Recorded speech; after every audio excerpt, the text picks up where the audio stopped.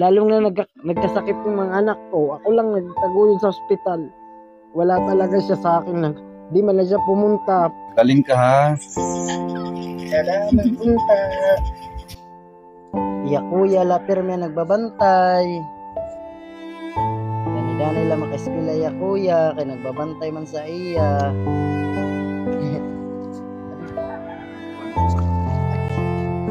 Wanan ko. Ano ni ulo?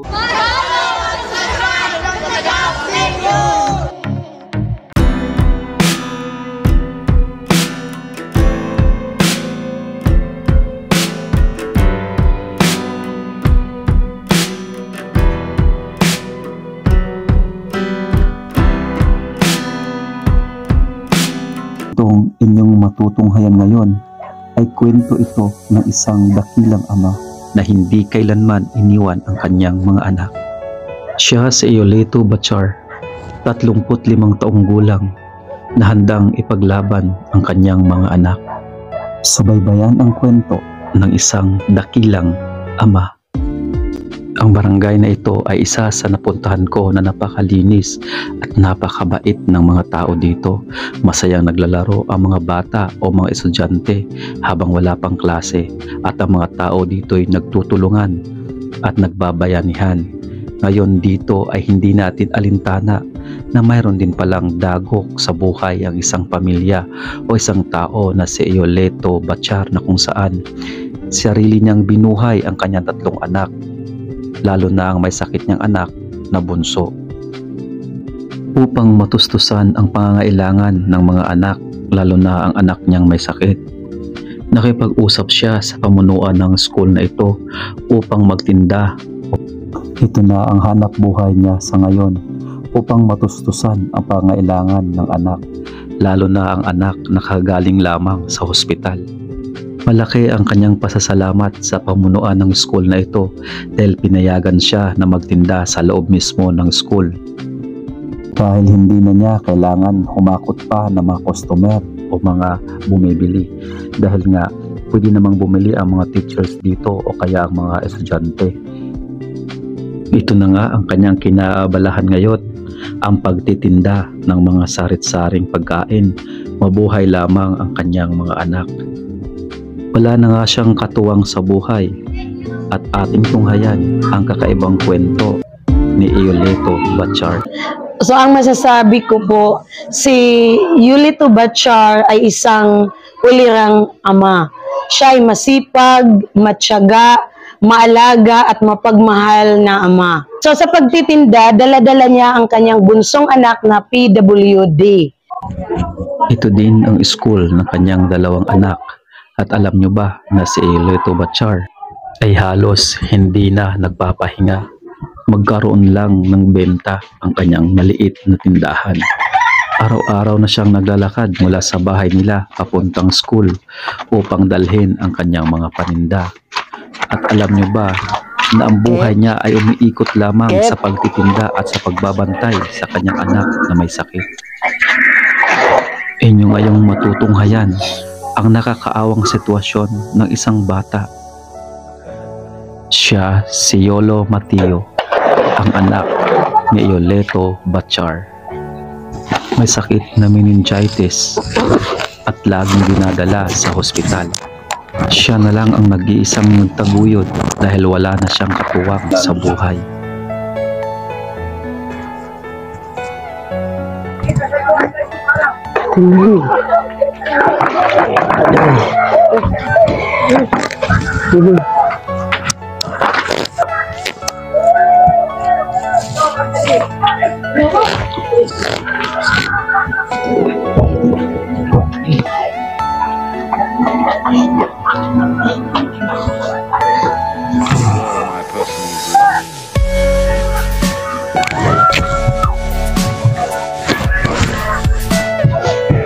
Iya butangan Kate, dapat ya butangan. Tadong ko? What? Everything you know is in your mind.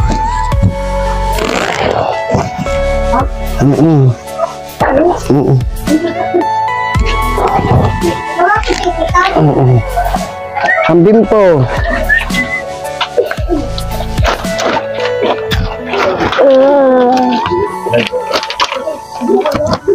Hindi kami lama, balik pa kami.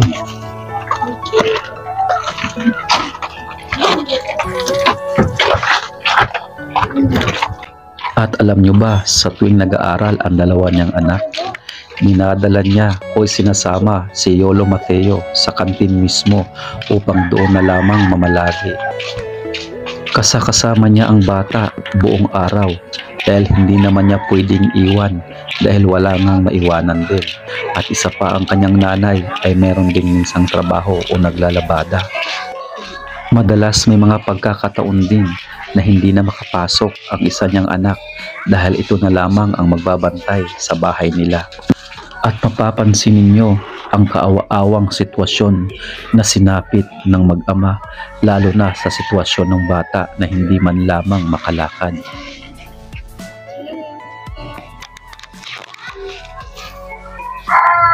Almost 5 years na niya itong ginagawa dahil nga wala na siyang katuwang sa buhay. Minsan naman ay nagtatrabaho ang kanyang ina upang makatulong din sa pangangailangan nila. Hanggang sa akay-akay na rin niya sa pag-uwi si Lolo Mateo. Makikita natin sa bata na sobrang bibo nito at palangiti. Sa kabila niyan ay hindi niya alintana ang pagod. Maituturing nga na magiting at isang dakilang ama si Yolito Bachar dahil sa kalagayan niya ngayon. Ako si Yolito Bachar, 35 taong gulang, may 3 anak ako. Isa na to si Lolo Mateo. PWD siya ngayon. Ako na ang nag-isang nagtataguyod ng mga anak ko. 3 sila, 2 lang yung nag-aaral. Isang ganito, si Lolo Mateo, PWD. Sinasama ko siya pagpunta sa school kasi nagtitinda naman ako doon ng mga kakanin. Asan ngayon ang asawa mo? Ay, yung asawa ko ngayon, iniwan kami. May asawa na siyang iba. Sa Kapuukan siya ngayon. Doon na siya may asawa na siya. Sabi yung 3 anak niya, iniwan niya sa akin. Hindi na niya binalikan? Hindi na. Wala na pagdalaw. Hindi na siya dumadalaw sa mga anak niya. Wala na nga kaming komunikasyon sa kanya. Kahit pagbigay ng tulong? Hindi siya nagbibigay sa akin. Ako lang talaga tumatagoy sa mga anak ko. Ako lang mag-isa. Ako si Marlita Florida, punong barangay sa Barangay ng 1, Tinambakan District, Calbayog City. Ngan usa ako liwat nga nakasaksi sa kamutangan ni Mr. Yolito Bachar nga diin nakita ko ang iya ginagian nga kapurian para lama serbihan na niya mga anak nga naging kaupod niya. San ini si Yolito Bachar may edad siya 3 anak nga iya usa nga pinakaputo, usa nga PWD. Na nakita ko sa akon pag usa ka bisis pagkadto ko sa eskwelahan, dito ko talaga napansin nga ini nga bata daradara niya dito sa eskwelahan nga akon sa ginsiring nga panano nga daradara mo nga di mo bata niya rason waray nagbabantay sa irabalay tungod ang mga kuya, mga eskwela. Nakikita ko lang sa iya nga talaga porsigido siya kung ano niya nahihimo nga trabaho para lang niya mga anak ng itaupod niya.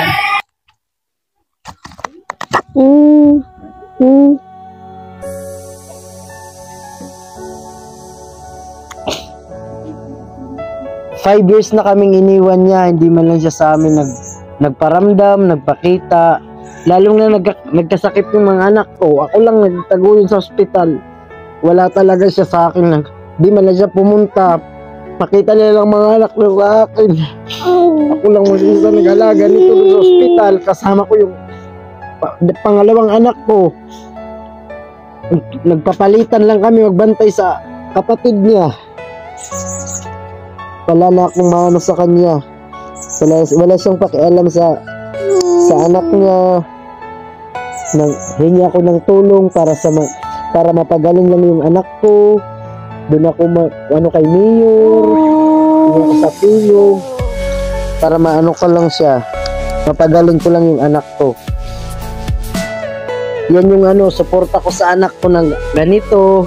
Si Yolo, pambili ng gatas, diaper, bigas, yan lang. Yan yung ko para sa kanya, para mapaayos ko lang yung pag-alaga ng mga anak ko. para po sa may mga pusong magtulong po sa akin. Nanghihingi po ako ng tulong sa inyo na sana po matulungan ako na mapagamot yung anak ko. Kagaling lang namin sa ospital, may ano kami doon na magpasitiskan ako. Yung anak ko, wala akong kapas na pambayad ng mga gamot niya. Kaya humihingi ako sa inyo ng tulong. Sana po matulungan niyo po ako para sa anak ko na masitiskan siya, mapagaling na siya. Ako si Wana Batchar. Ini nga akong anak nga si Yulito Batchar. Adi ini sa namong balay. Nag-aalaga sa iya mga anak nga tulo. Usaan iya may sakit na meningitis. Katapos ang iya asawa waray man la magpakiramdam sa iya mga anak. Maaram siya. Siguro nahibaro siya sa mga turutik sa amon hipid nga niya kabataan may sakit nakadto sa doktor. Gingkumpay na niya suhag. Waray man la siya maglaoy ngadto didto sa ospital. Ani ay kaduha nga ay katulo niya nga anak nakumpay man ta. Waray man la siya kumadto didto. Kun hadlok man siya sa akon, naawod man siya pagkadto didto, dapat unta bisken na niya bugto nagpakadto didto nanginano kun anano an iya mga anak. Aniya umangkon biskin man la an iya iroy unta nagpakadto sa general kay nakadto man didto. Pero wara bungalo siya nga iroy sa niya mga anak. Sanglit an akon anak mao an sakripisyado nangangabuhi pa. Kun waray ang pagtinda-tinda sa eskwelahan, waray kaunon niya mga anak. Adiya na makikimaluoy nga buligan unta siya san iya pagserbisan niya mga anak nga tulo. Usan iya may meningitis, duha an iya ginpapa-eskwela. An iya pag turutinda kulang nga ni sa iya mga anak sa pagkaon kay iton iya may sakit. Gatas la ang ginpapa suso, waray iba. Kay ruman sa ako na anak, kay ruman sa akon mga apo, waray kapag kagin papakaon kundi magserbisyo na siya sa iya mga anak. Waray ako usanga, waray liwat ni kukuhaan. Ako nagbubulig, anak kong mga anak, kung waray naghatag sa amon, anak ako iya kabugtuan. Anak akong kabugtuan mo naghatag para nakakaon na kami. Ako rin sa naman kamutahan kuan ko sa nakon mga apo. Sanglit nag-aruak bulig sa nakon kung sino man ang mga na una-una nga maghatag sa nakon mga apo. Ini kami dua, ako sa nabata, ako ni kadua, mao kami nagbabantay sa ospital. Ni amon baby, bantayan ini siya. Iya kuya la pirmi nagbabantay.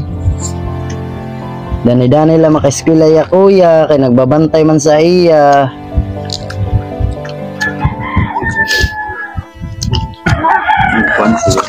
At dito na nadurog ang puso ko nang makita kong sumuka na ang bata ng 2 beses. So dito kay kuan man siya. Di man siya pwede nga makusog permi ano. Kung ikaw mismo sa sitwasyon ko, tiyak maluluha ka sa iyong makikita.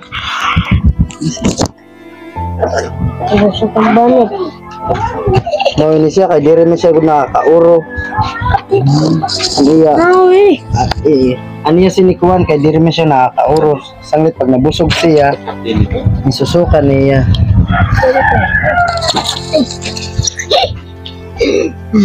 Okay.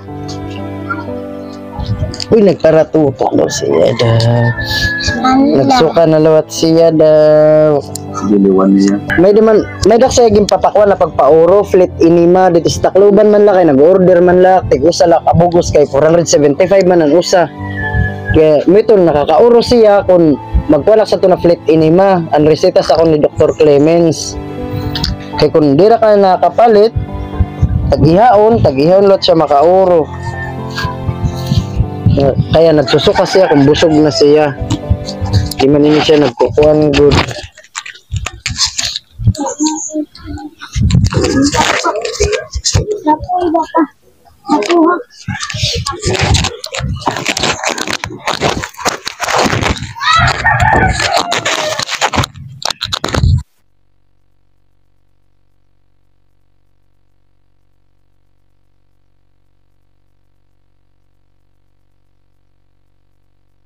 Nan siguro sa ako niya kamutangan nagpipinsarak talaga nga kung pwede la nga mabuligan matagal na kunta siya sa trabaho nga angay nga din kunta niya mga anak magiging kaukod la niya nga bisan kunta di sa amon sa barangay pero amon pa itong pagpipinsaron kung nano ko na namon may bulig parte sa iya para la kunta makabulig lang kami para sa iya pangabuhi nga din puntaan nila bisan nila siya dito sa barangay open lat siya okay lang nga kabataan maging kaupod niya nga kung nano good anakon maibulig kumo usa nga eroy sa barangay san iya liwat kamutangan nga siguro ako liwat ginaaro nga kung pwede nga may daliwat mga maupay ang kaburuton nga mga tao nga makahatag og kasanbulig para liwat makabulig man itawag sa iya anak nga apisar nga na single parent siya nagsisikap talaga siya sa iya pakabuhi bisan man lasan gutiay. At mula sa malawak na palayang ito, nais niyang isigaw ang kanyang paghihinagpis at pag-aalinlangan. Maibsan lamang ang kirot na kanyang nararamdaman. Ito na nga ang kwento ng isang dakila at magiting na ama. Siya na ang tunay na superhero.